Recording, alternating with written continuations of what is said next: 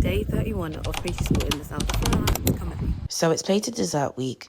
We started off by making an almond base that we'll be using for a dessert later this week. Then Chef showed us how to make a classic raspberry sorbet. We will also be using this for another dessert later on in this week. We then moved on to our dessert of the day, which was Panna Cotta. We boiled almond milk, sugar and lemongrass. We added gelatin and then whipped cream. We folded the mixture together and poured them into plates. We then put the plates in the fridge to allow the Panna Cotta to set. We then moved on to our coconut twirls that were made from flour, coconut powder, butter, icing sugar and egg whites. So we used them all to make sure they were all the perfect size. Put them in the oven at 175 degrees for about 10 minutes. While they were still hot, we placed them around molds so they could take shape and be ready for our plating. We then moved on to what was called the tarte de mangue, which I would probably call a fruit salad. It consisted of mango cubes cut to 5mm, passion fruit and lime zest. Once they had all been cut up, it was finally time to plate. We then added our twirl to the middle of the plate, filled it with our fruit salad, added another twirl, and then placed our curled twirl in the middle. We then used the yellow glaze to pipe dots around the center. We then placed a flower in the center and finally a little bit of gold leaf.